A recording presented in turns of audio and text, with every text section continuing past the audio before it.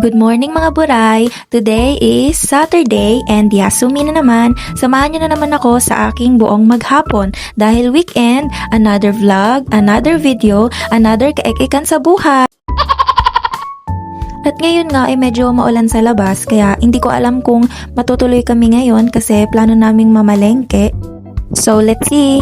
And, ayun nga, syempre, coffee is my life. Kaya ayan, magkakape na naman ang buray nyo. Walang kasawa ang kape. At dahil malamig ngayon, kailangan laging may laman ang ating initan ng tubig para syempre pag may kumuha or magkakape, hindi sila maubusan ng init na tubig. And ayan nga, nagmumuni-muni na naman yung buray nyo habang nagiintay, tumila yung ulan at nag-iisip siya kung ano bang gagawin niya. Kasi ito nga sobrang lakas na, hindi naman sobrang lakas, medyo-medyo lang, pero parang may kasamang snow na pero hindi masyado. At nakaisip na nga siya ng kanyang gagawin, magkukulay na lang siya ng kanyang buhok. And ayan nga pala yung pangkulay dito sa Japan. Sobrang ganda kasi ano na siya, package na siya, meron na siyang brush and meron din siyang gloves. Ayan, hinahalo-halo na nga ni Buray. And syempre, ilalagay niya na yung gloves bago siya mag-start. Ang ganda lang ng ano nila dito kasi kompleto na. Wow! And ayan siya, nagkukulay na siya ng hair niya. Ang hirap kasi kay Buray, sobrang madami siyang uban. Ewan ko ba? Para siyang 60 years old na nagkatawang 20s to 30s, ganun. Sige Buray, kulay lang ng kulay. And habang binababad niya nga yung kanyang buhok, eto siya, nagtutupi muna ng kanyang mga nilabhan nung nakaraang linggo pa. Charot! And after ng Buray niya magligpit, nagdiretso ligo na siya. Syempre hindi ko nabibidyohan yon, pang personal life na yon. And ayan, after niya maligo, nagblower na siya. Pero wala. Noo lang yung may kulay sa buhok niya. And ito na nga po pala yung nilabhan ko. Di na nakapag-video kasi malamig sa labas. And paalis nga pala kami ngayon dahil medyo humina na yung ulan. So ayan na mga Buray, paalis na sila. And sorry nga pala sa quality ng video ko. Hindi pa rin kasi ako nakakabili ng stand. Kaya ayan, napag-isipan kong wag na lang mag-video habang nagbabike. So eto na nga mga Buray nyo, nakarating na sila sa Mumi. Ang Mumi nga po pala dito sa Japan ay bilihan siya ng mga gulay na mura lang. Sobrang mura lang. Ayan. At ang favorite ko ditong bilhin, ito ang aking paboritong broccoli. Yes! Sa Pinas, paborito ko to pero hindi ko siya kayang i-afford. Pero kaya naman, medyo-medyo lang. Sa Pinas kasi medyo may kamahalan yung broccoli. And ayan na nga ang Buray nyo. Yan, namimili-mili na siya. And ayan, may hapon nga pala sa gilid na matanda. Medyo nahihiya pa yung Buray nyo.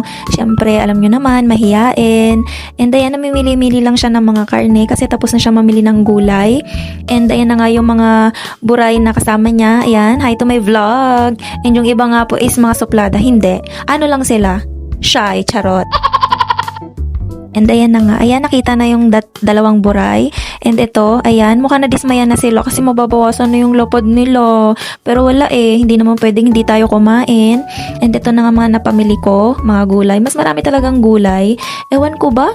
Parang gulay is life, ganon. And ito nga, tinuro sa akin ni Buray may mani. Sabi ko may mani naman tayo.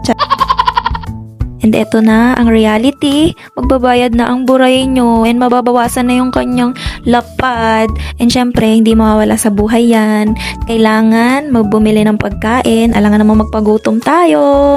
Okay! Natapos na nga siyang mamili, lalagay niya na yung kanyang pinamili sa bike at ayan yung bike ng 4 na Buray nyo. At ayan na nga, kargador na naman siya. Buti na lang nakapaglalamove sa Pinas kaya ayan, medyo basic na lang sa kanya yung pagtataling ganyan.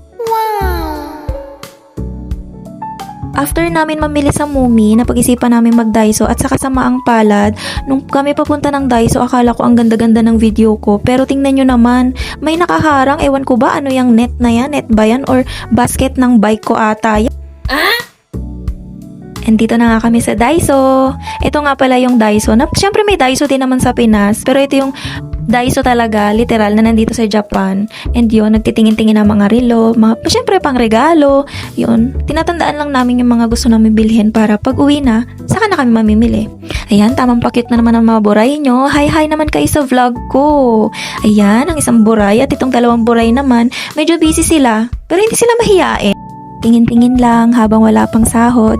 At nag-offer nga pala yung buray nyo. Buray, ako naman mag-video sa'yo para makita naman kagandahan mo. Charis! And so, ayan nga, mahihayin nga ang buray nyo. Kaya inagaw niya na ulit yung camera. Siya na lang daw para kayo na lang videohan niya. And ayun nga, namimili na yung mga buray nyo. Ayan, namimili na sila kung ano mga anik-anik. After mamili, pauwi na nga ang buray nyo. Grabe guys, sobrang lamig na dito. Kung malamig dyan sa Pinas, what more pa dito. Pero tiis-tiis lang. And pagdating nga niya sa bahay, ayan, kailangan niya nang magluto dahil gutom na ang mga bulate sa kanyang tiyan. At nagmekos-mekos na naman ang buray nyo. Ayan, hindi na kompleto sa sahog. Basta okay na yan. Basta maglasang sinigang. Kompleto na, okay na yan. Masarap na yan. Tsaka ako lang naman kakain yan, kaya pwede na yan. Okay na to.